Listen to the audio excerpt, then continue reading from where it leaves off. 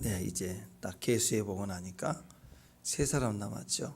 예, 여호수아, 또 갈렙, 모세.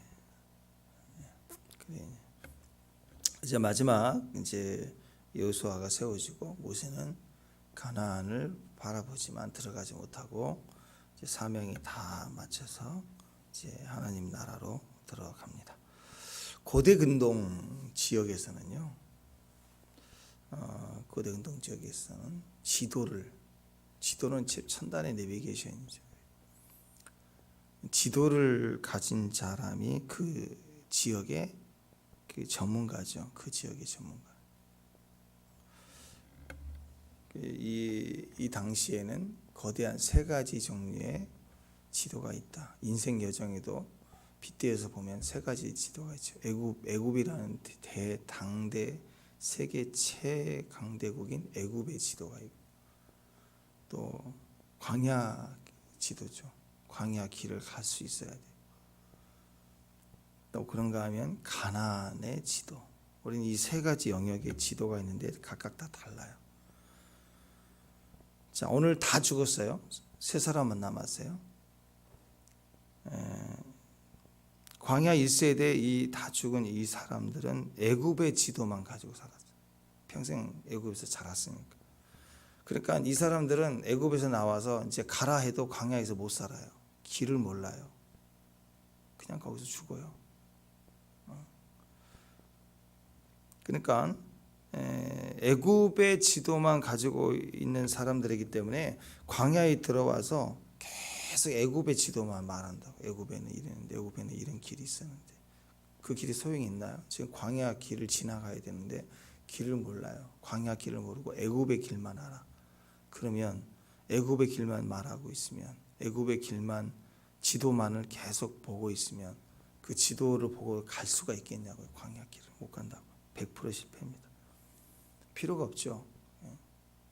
그렇잖아요. 우리 저기 인천에 와가지고 작전동 앞에 길을 가려고 하는데 부산 지도 가지고 동쪽이 뭐 서쪽이 그게 되겠냐고요. 그게. 또 가나안에 들어가서도 가나안의 길을 따라가야 되죠. 가나안의 지도를 봐야 되는데 애굽의 지도나 또 광야길 미디암으로 해서 툭툭 올라가서 지금까지 40여정을 뺑뺑 돌았으니 이제 얼마나 잘하겠어요. 근데 그 광야의 지도를 가지고 가나안을 보면 되겠냐고. 절대 되지 않을 거예요. 그러니까 모세가 하나님 앞에서 불순종한 부분이 있어요. 넌 나의 거룩함을 들어가지 못했다. 너희는 들어가지 못한다. 그랬잖아요. 그래서 가나안에 들어가지 못하게 되었습니다. 그렇지만 오늘 이 개념을 가지고 보면 모세에는 들어갈 수가 없죠. 왜냐하면 애굽에 40년 동안 있었던 40년간의 애굽의 지도를 40년 동안 자라왔기 때문에 잘 아는 사람이 모세. 그리고 나중에 바로에게 가서 이스라엘을 나오게 하라. 이 길을 누가 할 수 있겠어요? 궁정의 지도를 가지고 있는 사람은 가능해요. 모세만이 가능한 거예요. 근데 모세는 애굽의 지도만 갖고 있는 게 아니라 이스라엘 백성은 태어날 때부터 노예살이했기 때문에 애굽의 지도는 알아요. 근데 광야 지도가 없어요. 그들을 지도할 사람은 모세밖에 없는 거예요. 왜? 모세는 40년 동안 광야 처가살이 하면서 양을 치면서 광야 길을 알아요. 40년 동안 광야 전문가가 됐어요. 길라잡이. 그래서 왕궁에 가는 길도 알고 백성을 끌어놓은 길도 알고 그 백성은 따라왔지만 광야 길을 몰라요. 근데 모세는 광야 길을 알아요. 그래서 광야 길을 인도했어요. 그러나 모세는 가나안 지도를 가지고 있질 않아요. 다른 지도자가 필요한 거예요. 그래서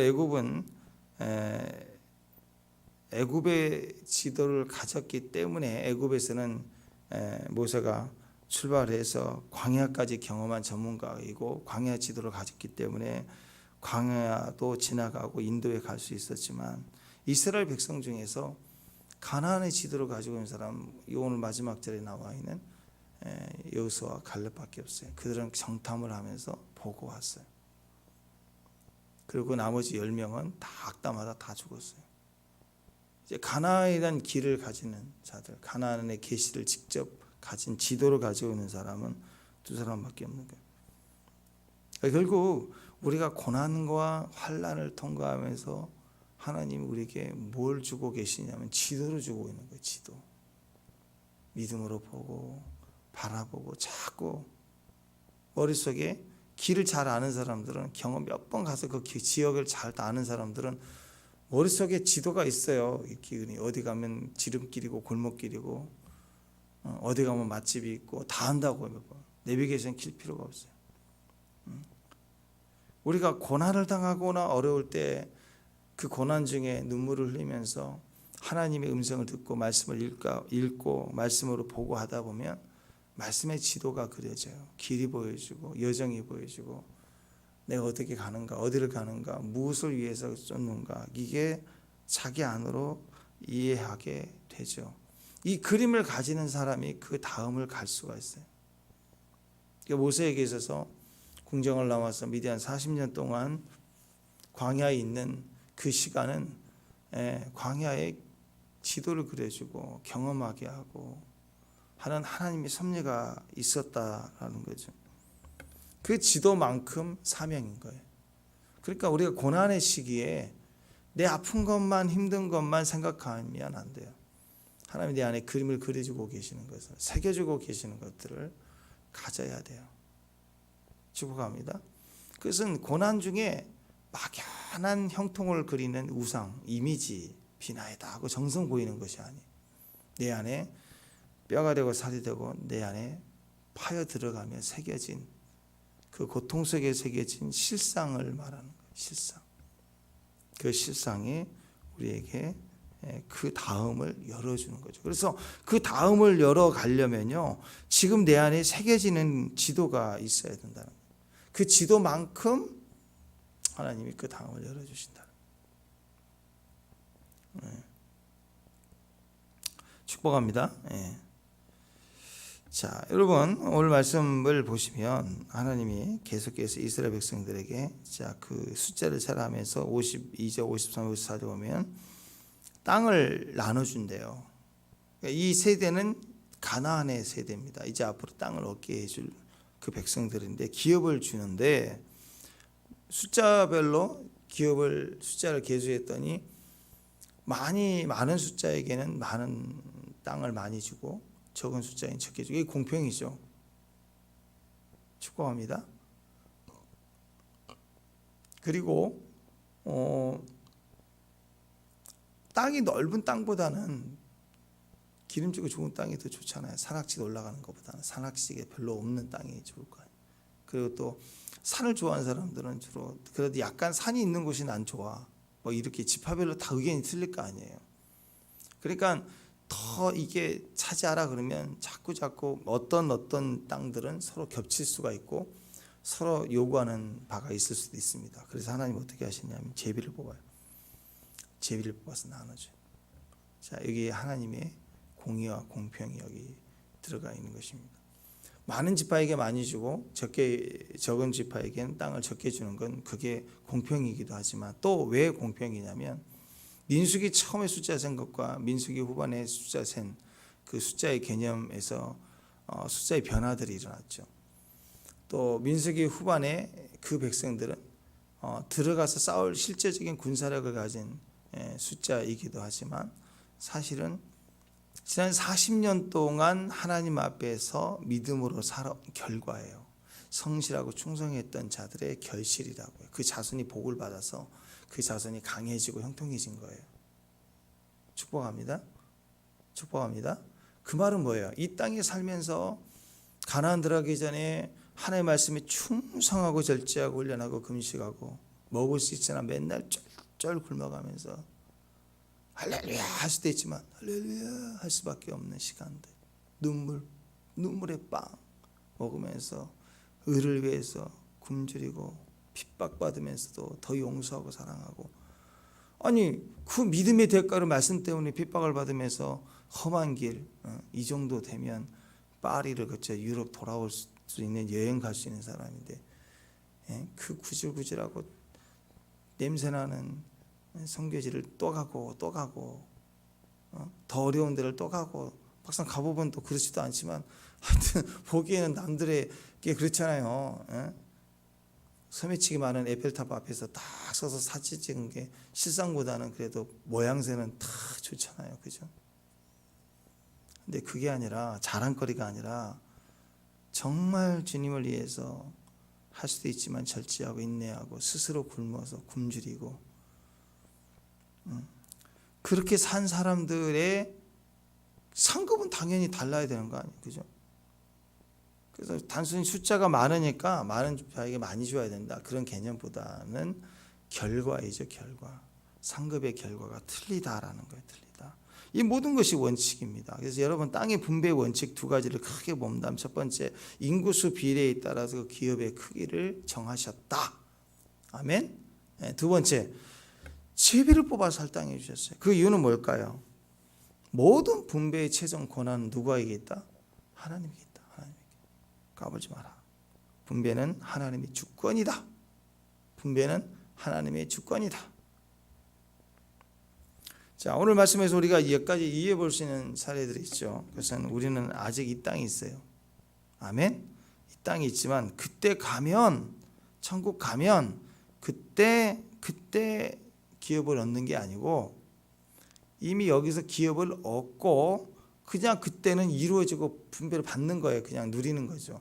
여기서 받아야 돼요. 여러분, 어느 집을 들어가서 내 집으로 이제 들어가려면 아직 여기 있을 때 계약을 하고 돈을 지불하고 명예를 바꿔서 내 기업을 얻어야 그 다음날 이사를 하는 거 아니에요. 그죠? 먼저 분명한 내 기업으로 값주고 사야 돼요. 그 다음에 입주예요. 그죠? 어느 날 집 좋아 보이는데 우리 집 해야지. 그래서 그냥 이삿짐 싸도 그냥 바로 들어갑니까? 그리고 들어간 다음에 거기서 막 계약을 합니까? 아니잖아요. 그죠? 네, 충분히 값을 지불하고 아직 천국에 들어가지 못한 상태이지만 이미 천국을 얻어요. 예수 그리스도로 기업을 얻는 거예요. 그게 믿음입니다. 축복합니다. 아직 가나안 땅을 밟아보지도 않았어요. 가나안 정복도 이루어지지 않는 거예요. 아직 미래의 일입니다. 그런데 하나님은 뭘 말씀하고 있냐면 땅 분배를 말씀하고 있어요. 이미 정복을 하고, 그래서 이제 땅을 나눠야 되는 그 시점에서 땅 분배하기 위해서 하시는 것처럼, 이미 하나님은 이미 땅을 다 얻은 것처럼 분배부터 하시는 거예요. 분배. 우리가 여기서 뭘 할 수 있어요? 하나님은 약속의 하나님이신데, 하나님의 약속은 될 수도 있고 안 될 수도 있는 게 아니라 약속 니꼴 바로 성취해요. 반드시 그냥 그대로 성취되는 게 반드시 성취된다. 그러니까 성취될 이후의 일을 지금 결정하라는 거죠. 반드시 땅을 차지하게 된다. 우리는 반드시 땅을 차지하게 됩니다. 아멘. 그리스도 안에서 우리가 하늘의 기업을 상속받은 주의 백성들인 것을 믿으시길 바랍니다. 이스라엘 백성들에게 있어서 실제적인 문제는 뭘까? 실제적인 문제는 싸우고 뭐 그런 문제가 아니라 가서 정복하고 그것은 이미 끝난 거예요. 이미 될 거라는 거예요. 그러니까 실제적인 우리가 느낌을 가져야 되는 것은 어떤 영역이냐, 그 땅을 어떻게 분배받고 그 땅에서 어떻게 살아가느냐를 지금부터 그 기대감과 실상의 마음을 가지고 살라는 거죠. 천국을 약속으로 받았다면 우리 역시 천국을 아직 들어가지 않는 상태이지만 이미 천국을 얻은 자들입니다. 그래서 우리 땅의 백성이 아니라 하늘의 백성, 하늘의 시민권을 가진 거예요. 빌립보서 3장 19절 20절에 보면 그들의 마침은 멸망이고 그들의 신은 배요 그들의 영광은 그들의 부끄러움에 있고 땅의 일을 생각하는지라. 땅의 일을 생각하는 사람들은 땅에 속한 사람들이에요. 그러니까 그 결과가 계속 멸망, 그 다음에 부끄러움이고 뭐 그런 거예요. 그러나 20절에 우리는 우리의 시민권은 하늘에 있는지라. 시민권은 하늘에 있는지라. 거기로부터 구원하는 자 곧 예수 그리스도를 기다리노니. 우리가 인도에 여행을 한다. 그럼 대한민국 사람이에요. 시민권이 어디가 있냐? 대한민국 국적을 가졌다. 비록 인도에서 여행하지만 우리는 본향이 있고 시민권이 인도 땅에서 지금 여행 중이지만 시민권은 대한민국 시민권을 가진 자들이에요. 축복합니다. 그래서 히브리서 12장 22절, 23절, 24절에서도 우리가 잃은 것이에요. 잃은 곳. 재밌습니다.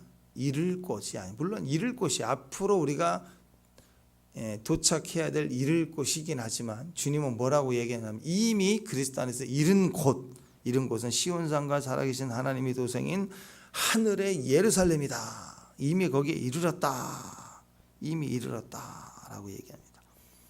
너희가 이룬 곳은 시온산과 살아계신 하나님의 도성인 하늘의 예루살렘과 천만 천사와 히브리서 12장 22절부터 24절입니다. 하늘에 기록된 장자들의 모임과 교회와 만민의 심판자이신 하나님과 및 온전케 된 의인의 영들과 새 언약의 중보이신 예수와 및 아벨의 피보다 더 나은 것을 말하는 뿌린 피니라. 피가 있으면 도장이 찍히면 서류가 내 것이 확증되고 또 등기에 이름이 탁 올라가면 내 것이 된 것처럼 피는 보증이에요. 피가 있다는 것은 끝난 거예요. 그래서 피를 먼저 넘어가요. 재앙도 넘어가고 심판도 넘어가고, 그리고 하나님의 확증이죠. 너는 내 것이다 하고 너는 거룩해졌다. 이게 피예요. 그러니까 이 증거가 피라는 거예요. 피가 있으면 새 언약의 증보이신 예수와 예수의 십자가의 피가 있으면 그 피가 증거하는 것은 우리가 앞으로 천국을 얻을 자가 아니라 이미 얻은 자들이라는 보증이에요. 저 집 내 집이에요. 어떻게 해요? 느낌이 그래요. 그러면 바보죠. 저 집이 나의 집이에요. 어떻게 당신 집입니까? 여기 보세요. 딱 등기를 보여주는 거예요. 피가 있다는 것은 보증이고 확증이고 이미 얻은 거예요. 내 집이다. 얻은 거예요. 이미. 앞으로 얻을 집입니다. 상상이죠. 상상이 아니라, 성경은 상상이 아니라 실제로 얻은 자들 피가 증거가 됩니다. 그래서 나는 땅의 백성이 아니라 하늘에 속한 하나님의 백성입니다. 그거예요. 자, 그러므로 우리가 비록 이 땅에 속한 사람들 사이에서 섞여 살고 있지만 여행 중입니다. 나그네의 삶이에요. 그리고 우리는 또는 고아입니다. 고아라는 뜻이 이 땅에 아버지가 없어요. 하나님 아버지가 우리 아버지. 또는 이 땅에 우리는 과부예요. 남편이, 이 땅에 남편이 없어. 하나님이 신랑 되신 예수님이 우리 남편입니다. 그래서 우리는 그 외로움을 이 말씀으로 아버지 없음, 기업이 없는 영원한 아버지에 대한 기대감이 어디가 있어요? 말씀에 있어요.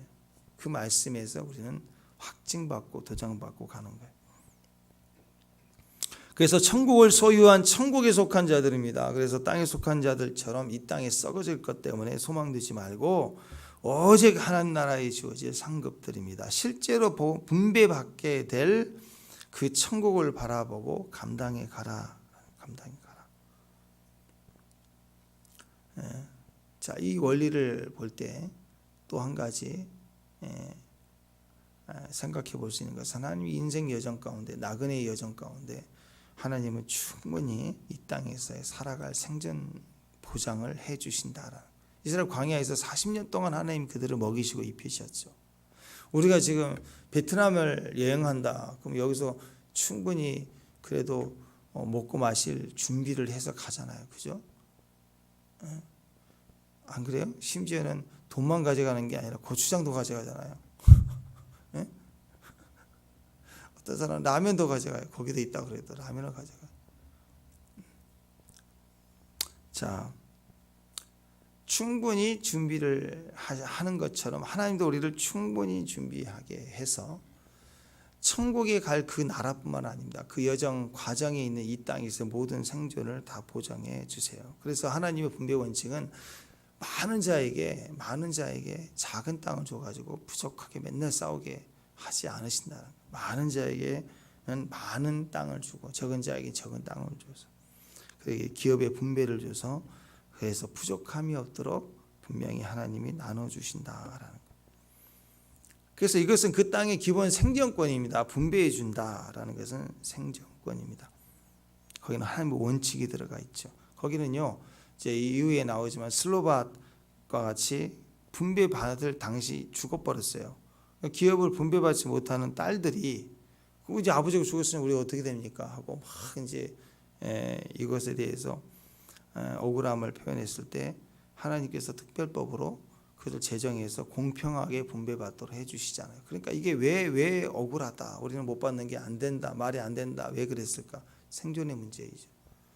그래서 하나님 이 부분에 대해서는 공평하게 억울함이 없도록 하나님이 먹여주신다. 또 하나님의 분배 제도의 특별한 것은 제비 뽑기로 시작하지만요, 그것 제비 뽑기는 주권이 하나님께 있다는 거잖아요. 그래서 50년에 한 번씩 희년 제도를 두어서 희년이 되면 원래 토지 주인에게 다시 땅이 권리가 회복이 돼요. 다시 돌아오게 돼 있어요.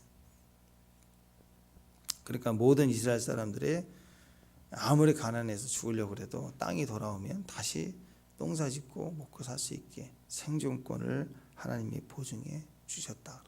참 기가 막힌 법입니다. 대단한 법이에요. 누구도 이 법을 시행하지를 못해요. 그렇지만 이 법으로 돌아간다면 얼마나 사겠어요? 다 땅이 있는데, 그죠? 다 땅 부자예요. 그러니까 땅땅거려. 그 땅 갖고 까불진 않아. 세계 거품이 되어질 때 제일 큰 문제가 거품 경제가 부동산이거든요. 근데 세상 기업 원리로는요, 기업 원리로 보면 부동산이 이렇게 활성화돼야 경기가 살아요. 세상은 그래요. 근데 그게 망하는 거예요. 성경적으로 보면. 왜 그러냐면 보세요. 지금 100만 원을 가지고 정부에서 100만 원이라는 돈을 풀었을 때 그 100만 원의 가치가 자, 공사를 한다. 그러면 여기 길을 난다. 그럼 100만 원 써가지고 길을 놔주는 걸로 끝나버려요. 또 어느 뭐 배를 만든다, 뭐 구조를 한다 그러면 돈이 100만 원이면 100만 원으로 끝나버리는데, 그 100만 원의 가치를 100만 원을 부동산에 정부에서 풀어내면, 은행권에서 풀어내면, 부동산은요 쓰는 게 아니고 저장이기 때문에 사람들의 값을 주고 사고 대출받고 그 돈이 다시 은행으로 돌아가요. 그럼 100만 원을 풀어내지만 사실은 우리 일반 사람들이 체험하는 돈의 가치는 100만 원보다 훨씬 커요. 적어도 한 80만 원은 다시 은행으로 돌아가고 다시 또 대출되고 돌아가면서 경기가 활성이 되는 거죠. 그러니까 이 정부 차원의 정치하고 세상의 흐름에서는 이 부동산이 활성화돼야 돼요. 너무 또 올라가면 거품이 되니까 제재를 하고 이 싸움을 계속하는데, 문제는 이게 실물 경제가 아니라는 거예요. 물건을 내가 제조를 하고 원가가 있고 한 30% 이렇게 이익을 붙여서 팔고 이렇게 돌아가면서 실물 경제가 돼야 되는데, 이건 실물 경제가 아닌 거예요. 그냥 어느 날 이게 100만 원 샀는데 어느 날 1000만 원이 될 수도 있고요. 금싸라기 땅을 가면 1억짜리가 될 수도 있어요, 한 평당. 이게 사실은 실물이 아니에요. 이게 거품이라고요. 옷도 너무 브랜드로 고가로 가버리면 거품이에요. 문제가 돼요. 음식도 한 3,000원, 4,000원 원가인데 30만 원짜리씩 주고 먹게 만들어버리면 거품이 되는 거죠. 이때 다 못 사는 거예요. 한두 사람은 돈 버는 것 같지만 다 죽는 거예요, 결과적으로.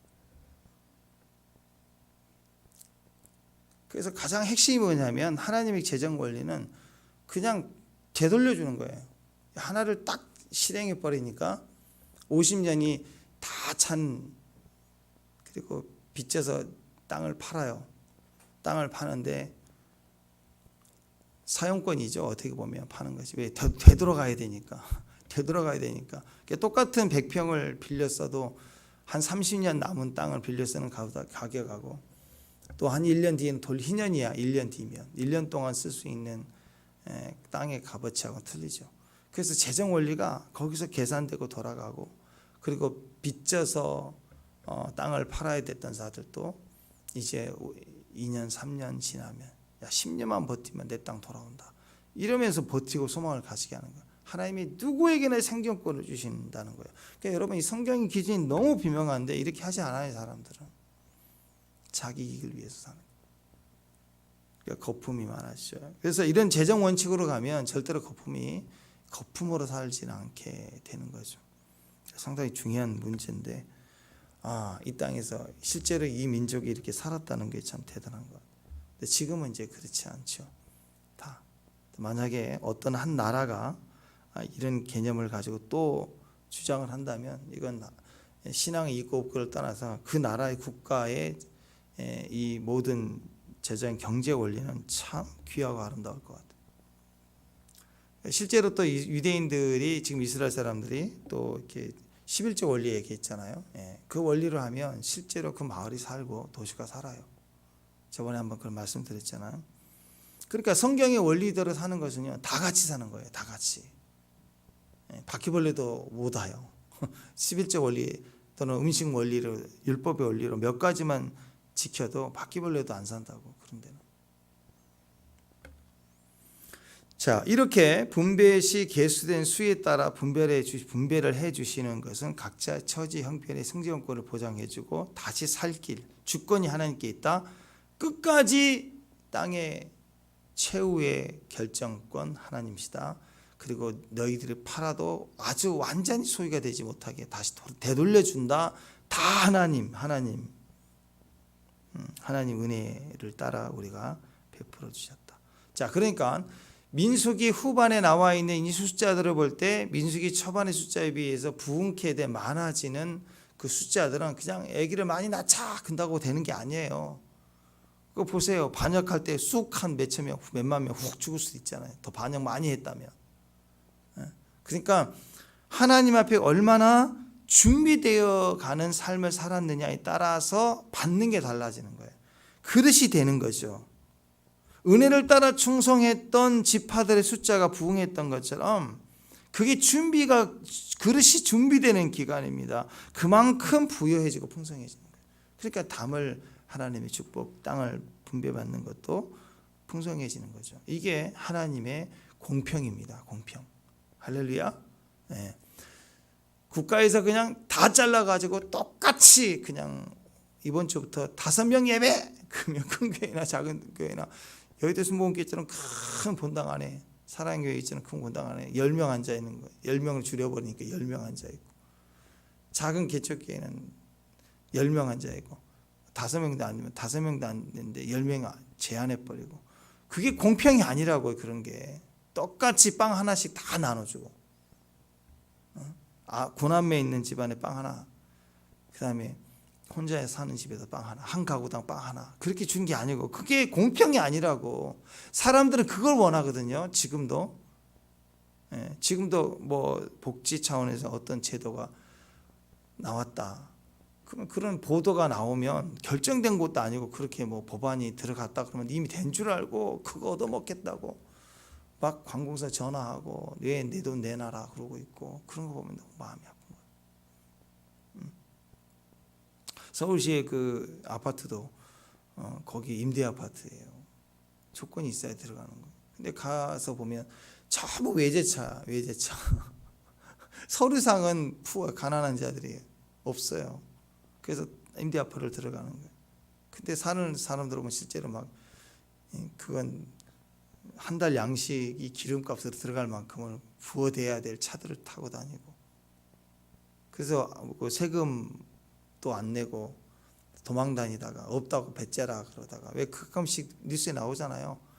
그래서 추적해가지고 집을 확 찾아 들어가는데 돈이 하나도 없으니까 세금 못 낸다고 막 몇십억씩 된 세금을 못 내고 없다고 가난하다고 배째는데, 들어가가지고 그냥 농작이니 봤더니 다 거기에 막 금이 들어가 있고 다 그렇게 다 숨겨놓고 나중에 걸리고 그러잖아요. 그러니까 다 보면은 그런 식으로 분배 원칙이 가버리면 공평하지 않는 거예요. 그러다가 다 검은 돈이 되고 어두워지고 무너지게 되는 거예요. 공평이 되지 않는 거예요. 그래서 하나님이 이런 재정 원리를 주시는 것은 하나님의 눈을 속일 수가 없잖아요. 우리가 이 과정이라고 하는 것은 그릇을 준비하는 과정이에요. 그래서 디모데후서 2장 20절에 보면 큰 집에는 금그릇이 있고 은그릇이 뿐만이 아니라 나무 그릇, 질그릇도 있어 귀하게 쓰인 것도 있고 천하게 쓰인 것도 있다. 그러면 누구든지 이런 것에서 자기를 깨끗하게 하면, 이 기간 동안 우리를 깨끗하게 하는 기간이면 귀히 쓰는 것이 된다. 귀하고 주인이 쓰기 합당한 모든 선한 일에 준비됨이 되라. 우리가 그릇이 되고 금그릇이 되면, 그런 준비된 귀한 마음으로 섬기는 그릇이 되면 분배받을 때 크게 분배받고 준비된다. 이게 하나님의 공평이고 공의라는 거예요. 하나님 정확하시거든요. 준비되지 않는 사람에게 똑같이 분배해 준다면 규격화해 갖고 탁탁탁 던져준다면 그건 오히려 역차별입니다. 열심히 해온 사람들은 뭐예요?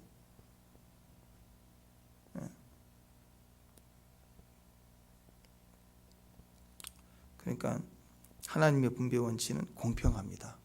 열심히 성실하게 최선을 다한 자에게 더 많은 기름 부음을 줘서 마지막 때뿐만 아니라 이 땅에서도 숫자를 세보니까 형통하게, 오늘도 형통하시길 바랍니다. 아멘. 이 땅에서, 이 생에서도, 내세가 아닙니다. 내세는 당연한 거고, 이 생에서도, 이 땅에서도 형통하게 하세요. 더.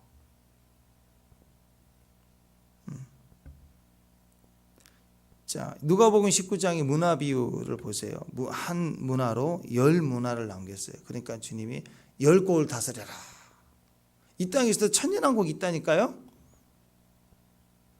죽은 이후에 영원한 새하늘과 새 땅 세루살렘으로 가는 것 끝이 아니라 천년 동안 왕노릇 한다고요. 고을을 상속받는다고요. 우리는 그 준비하고 있어요. 지금 가나안 준비와 같이.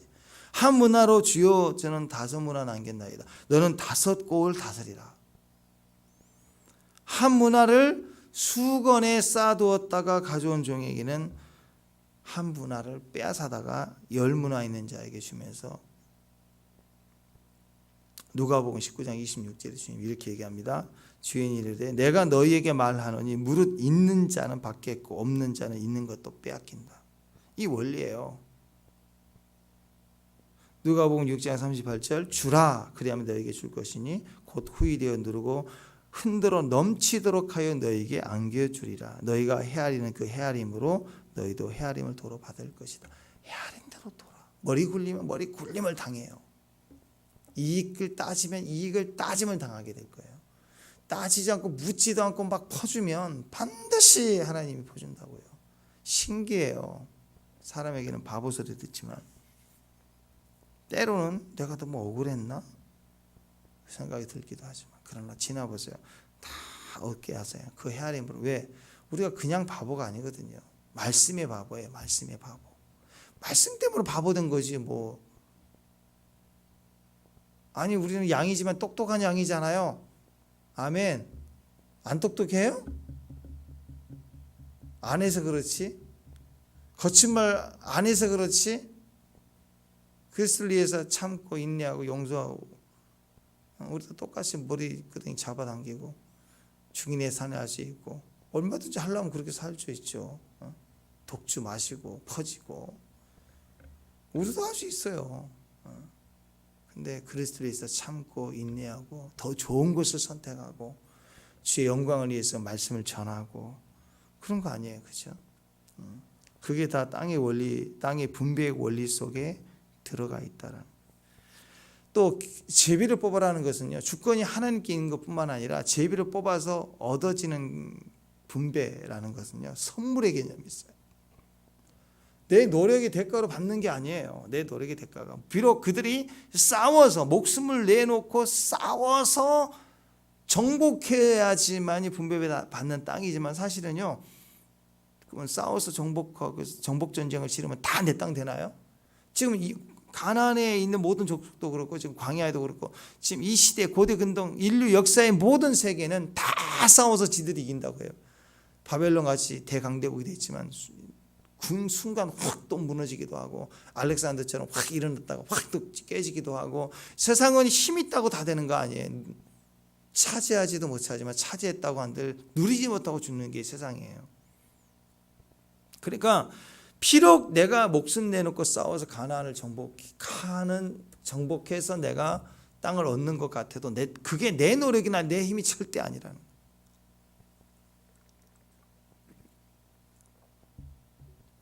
축복합니다. 만약에 그렇다면 내가 힘써서 내가 가나안 정복해서 이건 내 땅 하면은 제일 좋은 데는 지파별로 다 자기 땅으로 또 자기들끼리 싸워야 되는 거 아니에요. 그죠? 그리고 또 엄밀히 얘기하면 내가 싸워서 내가 얻은 땅인데 내 처자식은 안 싸웠잖아요. 그건 처자식도 공평해야 지금 니들도 싸워서 이제 먹어 그래야 되나요? 아니죠. 나라는 존재도 싸워서 이김의 분배 속에는 나라는 분배 속에는 내 가족도 포함되어 있는 거잖아요. 그와 같이 하나님이 우리에게 선물로 주시고 은혜를 주시는 거예요. 하나님이 땅을 주시고 하나님 땅을 얻게 하시는 거예요. 그리고 땅을 제일 좋은 거 땅을 얻게 하실 뿐만 아니라 누리게 해주시는 분이 하나님이세요. 그래서 모든 땅을 누리면 선물입니다. 은혜예요. 은혜. 모든 것이 은혜. 모든 것이 은혜. 하나님의 나라 임재의 기업은 사람의 노력과 힘으로 얻어지는 것이 아닙니다. 그런 접근은 종교예요. 종교. 정성을 보여서 내가 기도를 세게 했더니 됐더라. 이런 개념. 이건 영성이 아닙니다. 그분의 은혜를 따라서 임재 안에서 임재와 함께 법궤를 메고 말씀을 믿고 믿음으로 하루하루 정복해 가는 싸움을 하는 거. 그 날마다 싸워야 됩니다. 아멘. 성도는 날마다 싸워야 돼요. 내 감정에서부터 전투를 해야 되고 내 생각에서부터 전투해요. 지금부터 계속 전투를 해야 돼요. 말씀이 부딪혀 오지 않으니까 전투가 안 되고 갈등이 안 되는 거죠. 우리는 새로운 전쟁을 계속 치러가야 돼. 내 생각의 갈등을 정복해 들어가기 시작해요.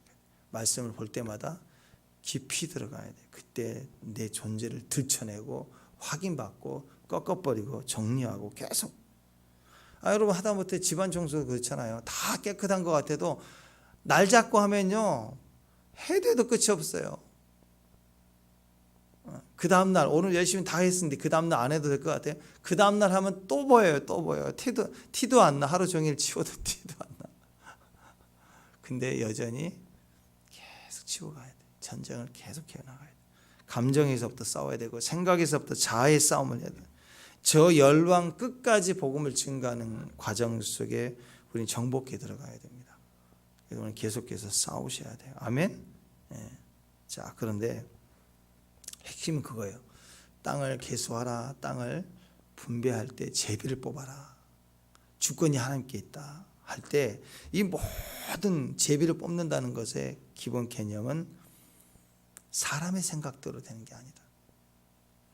사람의 옳음. 만약에 하나님께서 많은 지파를 계수를 세게 한 지파들에게 많은 땅을 주시고 그것조차도 제비를 뽑을 때 합당한 거예요. 만약에 그렇게 했는데 제비를 뽑았는데 엉뚱한 대로 숫자가 많은데 한 평 주고 숫자가 적은데 100평을 주고 그러면 얼마나 억울해. 아니 말씀이 이상한데 공평하게 해준다고 그러는데 왜 땅이 분배가 이렇게 되지? 이렇게 안 된다고요. 그 모든 주권까지 하나님의 뜻대로 되어집니다. 그러니까 제비를 뽑는다는 것은 모든 결정이 하나님께 있다. 그걸 인정하는 거예요. 다시요.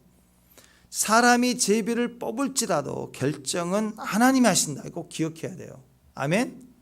자, 따라서 합니다. 사람이 제비를 뽑아도 결정은 하나님이 하신다. 그 말은 뭐예요? 사람이 칼 들고 가나안 전쟁을 치르더라도 땅을 선물로 주신 분은 하나님이죠. 그거 하셔야 돼요. 그거. 그래서 열심히 싸우는 거예요. 선물로 받을 것을. 그러니까 선물의 개념에 자 누군가가 나에게 선물을 줄 때 그 선물의 개념에 나라는 존재의 역할은 있어 없어요? 있어요 없어요? 없어요. 없는데 있는 게 있죠. 모르는 사람이 선물 주는 경우는 거의 없잖아요. 적어도 뭐가 있어요? 내가 너 생일 때 난 열심히 좋은 거 했잖아. 넌 나한테 제일 좋은 친구잖아. 너도 나한테 좋은 친구지만 나도 너를 위해서 마음을 썼던 게 있잖아. 그게 0.01%라도 좋은 관계를 위해서 내가 한 게 조그만 게 있는 거예요. 근데 그것 때문에 너도 이만큼 해. 그러면 그건 친구 관계가 아니죠. 그죠? 그것처럼 하나님과 우리 관계에서 우리가 칼을 들고 지적 점쟁에서 싸우는 분량은 내가 다 한 것 같지만 아니라니까요. 그건 지극히 작은 돌이에요. 그러니까 내가 이래서 내가 받은 돈인데 11조 왜 받죠? 그런 개념으로 나간다 그러면 친구도 아닌 거잖아요. 그러면 하나님도 그래요. 천국에 들어올 자격이 없어요. 천국을 주겠어요 하나님이? 내가 그 모양의 마음을 가지고 있는데 천국을 주시겠냐고요. 똑같은 거예요. 나도 그 친구에 대해서 선물을 주고 받을 때 내가 한 게 있지. 너 나한테 좋은 거 해줬잖아. 넌 참 되게 좋은 친구잖아.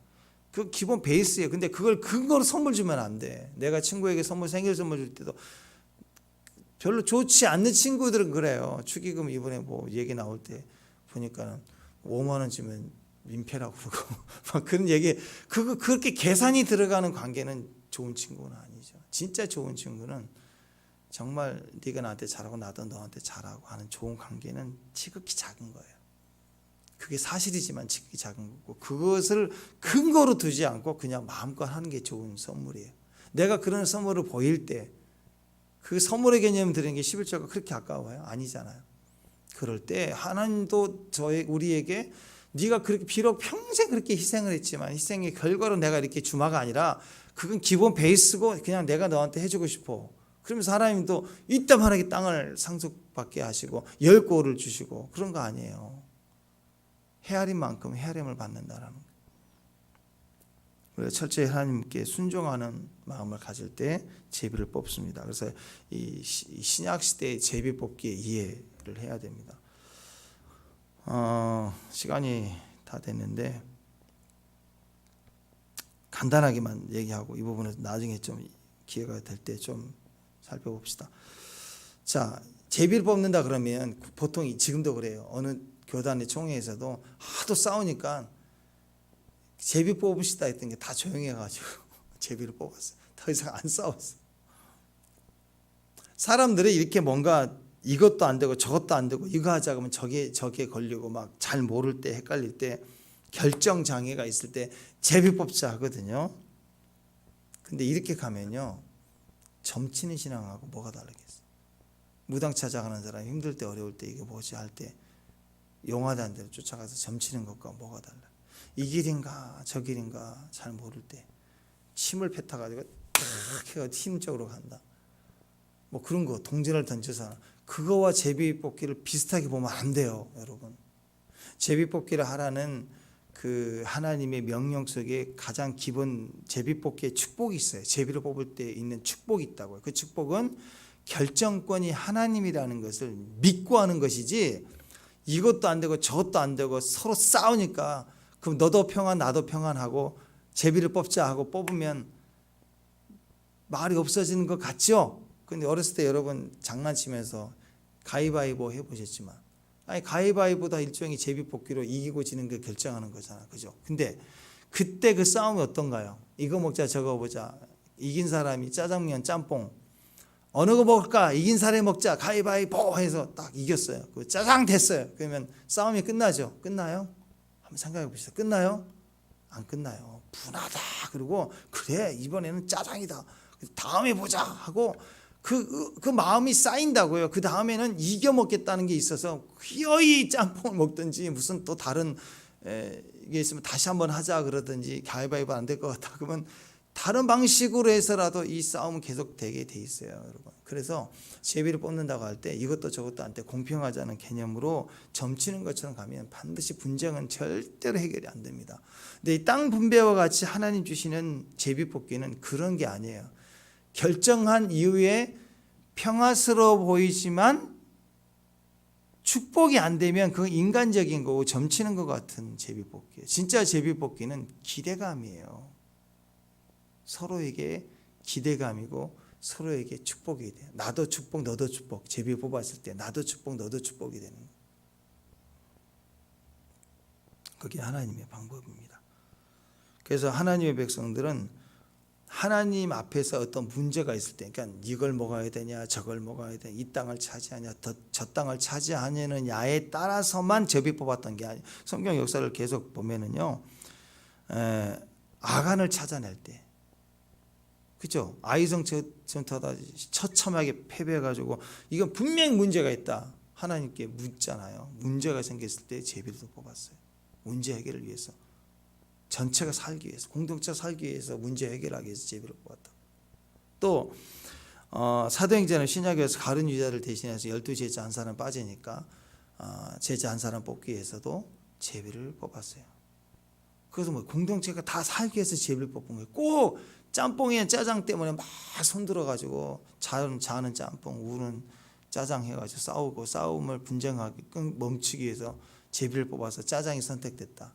그 다음에는 또 계속 싸우는 거예요. 이런 분쟁이 아니라고요. 절대로 여러분 제비 뽑기를 오해하면 안 돼요. 제비 뽑기는 축복이에요. 성경의 모든 행위는 다 축복이에요. 아멘? 아멘. 오늘 여러분의 기도도 축복인 거예요. 아멘. 할렐루야. 아멘. 저녁에 잠자는 것도 축복이에요. 피곤해서 비록 자는 것 같지만 축복. 왜? 하루 영성이니까. 아멘. 다 마치고 달려갈 게 다 마치고 저녁에 딱 자고 축복. 마찬가지입니다. 아침에 깨는 것도 축복, 하는 것도, 특히 하나님이 이렇게 하라는 거, 예배도 축복, 기도도 축복, 큐티도 축복, 다 우리에게 짐을 주는 게 아니고 축복이라고 해요. 다 축복이 되게 하는 거예요. 특히 오늘 이 제비 뽑기도 축복이에요. 제비. 그래서 지금부터 제비를 뽑으세요. 제비 뽑기 하세요. 어떻게 하느냐? 뭐 물론 제비를 이렇게 뽑을 수도 있겠지만 예언적으로 봅시다. 예언적으로. 첫 번째, 작고 사소한 문제일지라도 내 노력으로 할 수도 있지만 또는 할 수 없는 영역인 것 다 포함해서요. 모든 주권이 하나님께 있다는 것을 철저히 인정해야 돼, 마음이. 아멘. 그래야 조금 내 뜻대로 되지 않는 제비뽑기가 와도 받아들일 수 있어요. 그게 주권을 인정한 사람들에게 분쟁이 안 일어난다. 그게 첫 번째 제일 중요한 거예요. 왜? A든 B든 내게 아멘 하고 받을 수 있어야 돼. 그 마음이 안 되면 제비뽑을 자격도 안 되는 거예요. 이해가 되시죠? 이 제비뽑기 하는 자격은 이방 사람이 되겠어요? 아니죠. 이 제비뽑기는 누가 돼요? 이스라엘 사람만 돼요. 특히 한 지파가 6만 4천 명이다. 6만 4천 명이 다 제비 뽑나요? 아니죠. 대표사가 뽑는 거예요. 그러니까 대표자는 어떤 사람일까요? 하나님 주권을 철저히 인정할 수 있는 사람이 제비 뽑는 거예요. 제비 뽑는 자격이 돼야 됩니다. 제비 뽑기를 어떻게 하느냐? 첫 번째, 인정하라. 제비 뽑기 별걸 다 가르치네요. 자, 근데 오해하지 말라고 가르치는 거. 오해하지 마라. 첫 번째, 어떻게 제비 뽑느냐? 하나님을 철저히 인정하는 중심에 있어야 된다. 하나님 앞에 겸손히 나가야 된다. 그리고 내가 어떤 걸 뽑더라도 하나님 뽑으신다는 걸 믿는 거예요. 그래서 여러분, 우리가 연말 말씀 뽑을 때도 정말 그 말씀이 합당한 말씀들 하나님 얼마나 뽑게 하시는지 정말 많이 봐요. 하나님께 뽑게 하시는 거니까. 그것은 나에게 어떤 말씀을 주셔도 축복이 되는 말씀 뽑는 거예요. 그 말씀이 형통을 받는 사람들도 보면 어떤 말씀이든 다 감사로 받는데, 어떤 사람들은 누구 말씀이 나보다 더 좋았다 그러면 싫어해. 그러면 안 돼요. 어떤 말씀이든 말씀 뽑을 수 있는 자격은 주님의 주권을 철저히 인정한 사람들이. 그래서 어떤 A를 뽑든 B를 뽑든 짬뽕이든 짜장이든 다 축복이 되는 거예요. 그걸 알아야 돼요. 때로는 하나님이 너 인도로 가라 그럴 수도 있잖아요. 그럼 그게 다 저주인가요? 나는 원래 미국 가고 싶었는데 하나님 인도 가라. 그럼 저주인가요? 아니에요. 자기 가고 싶은 대로 다시스 가봐요. 물고기 뱃속에 들어가는 기적을 경험하지. 니느웨로 가라 그러면 죽을 곳을 보내는 게 아니라고요. 형통으로 보내고 계시는 거예요. 그러니까 어떤 선택이든 인정할 수 있는 첫 번째가 중요해요. 두 번째 시간이다. 두 번째, 제비를 뽑기를 하는데 어떻게 뽑느냐? 예전에는 제비를 뽑았어요. 흙, 백, 돌을 뽑았어요. 지금 그렇게 하지 말고 흙, 백을 뽑는 것처럼 고스톱이죠. 가라, 멈추라 그런 것처럼. 자, 두 번째 제비를 어떻게 뽑느냐? 눈 감고 찬양하세요. 방언을 하세요. 기도하세요. 계속 주님께 묻고 제비를 뽑는 거예요. 기도로. 그러면 갑자기 떠올라요. 말씀이 떠올라요. 생각이 떠올라요. 느낌이 와요. 감동이 와요. 그럴 때 제비를 딱 하나 끄집어내는 것처럼 그 말씀을 딱 붙드는 거예요. 그 말씀을 딱 취하는 거예요. 때로는 이 제비 뽑기가, 영적인 제비 뽑기가 좀 늦어질 수 있어요. 예를 들어서 감동이 잘 안 와요. 그럼 막 기도했어요. 그리고 저녁에 잤어요. 결정이 잘 안 뽑아지니까. 아니 여러분, 주머니에다가 제비 뽑기 넣었다가 바로 뺄 수도 있지만 안 빼고 하루 종일 있으면 결정이 안 되면 늦게 나오는 거 아니에요. 어떤 제비는 늦게 올 수 있어요. 어떤 때는 감동이 팍 오고 말씀 듣는 중에 오고 설교 듣는 중에 이건가 저건가 제비를 뽑아야 되는데 설교 듣는 중에 확증이 오기도 하고, 때로는 꿈에 결정을 해주기도 해요. 하나님. 그때 그걸 취해야 돼요. 딱.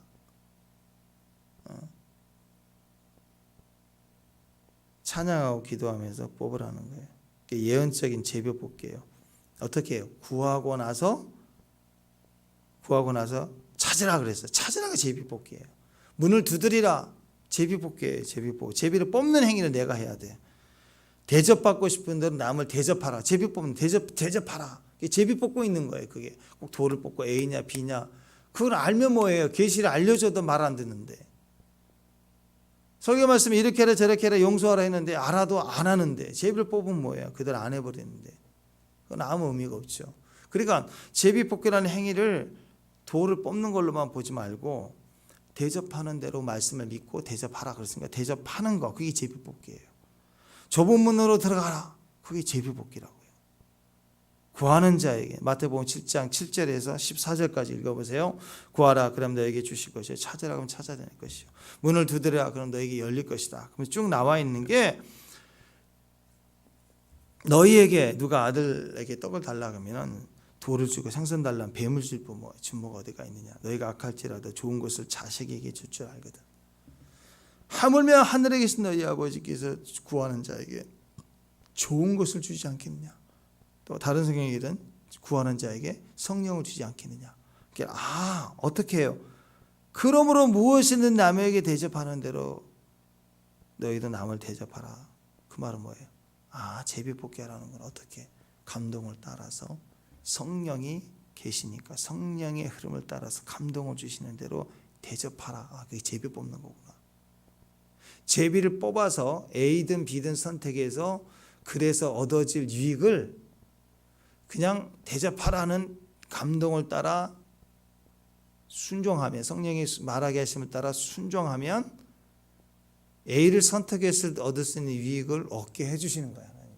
예언적인 제비 뽑기라고요. 행위를 따라 듣고 계시를 받고 움직일 수도 있지만 때로는 제비를 뽑는 행위예요. 스위치를 누르는 행위예요. 대접하라. 좁은 문으로 들어가라. 축복합니다. 이게 거룩한. 그래서 감동을 받고 깨달음이 오는 대로 순종하여 선택할 수 있는 것. 그게 형통하게 되는 것. 그게 제비뽑기의 모습입니다. 각 지파별로 하나님이 제비를 뽑아 나누는 것은 모세 생각이 아니라 하나님 생각이에요. 신기하지 않습니까? 우리별로 숫자를 다 계수했는데 제비를 뽑았는데 작은 지파에게 많은 땅을 주고 많은 지파에게 적은 땅을 줬다고 하나님이 제비를 뽑았는데 이상해진 거잖아요. 근데 그게 아니었다라는 거예요. 그 말은 뭐예요? 그래서 그 백성들이 우리 숫자가 더 커 보이는 것 같은데 실제로 숫자를 계수해 보니까 우리가 훨씬 작았구나. 근데 우리는 이 땅이 우리에게 맞아. 하나님의 제비 뽑은 결정권까지 다 인정이 되는 거예요. 다. 그렇지 않겠어요, 여러분? 2만 명 중간에 여러분이 있고 3만 명 중간에 가운데 있으면 멀리서 산 위에서 바라보면 숫자가 더 많다 그러지만 그 사이에 주변에 10,000명이 있고 2만 명이 있으면 다 똑같아 보여요. 내가 더 커 보여. 팔은 안 그렇기 때문에 다 그러는 거예요. 그러니까 서로 분쟁이 될 수 있겠죠. 그러나 결과를 받아들이는 거 다 자기식으로 분배하면 100% 만족이 안 됩니다. 그러나 하나님 믿고 결과를 받아들이는 내 생각을 내려놓고 감동을 따라서 제비를 뽑고 순종하고 대접하고 움직이는 것은 예언적인 제비 뽑기예요. 제비를 뽑아서 가는 것처럼 내 마음 그릇에 손을 놓고 하나님 감동을 끄집어내고 하나님 주시는 생각을 끄집어내서 움직이고 아멘. 주머니에다가 손을 넣어서 제비를 뽑는 것처럼 내 감정의 생각에 하나님 주신 말씀들을 끄집어내서 순종해 가는 것 예언적인 제비 뽑기예요. 그럴 때 하나님이 땅을 차지하고 분배받게 하고 누리게 하신다. 이 거룩한 주의 종들로 땅을 분배받을 때 하나님 주권을 절대적으로 인정하고 따라가는 저와 여러분 되십시다. 기도하겠습니다. 하나님 감사합니다. 이 거룩한 주님과 함께 성령 안에서 제비를 뽑는 예언적 삶 가운데 우리 생각과 마음에서 주의 말씀을 따라 저희가 순종하고 움직이고 결과를 취하는 땅을 차지하는 주의 백성들 되게 하옵소서. 예수님의 이름으로 기도합니다.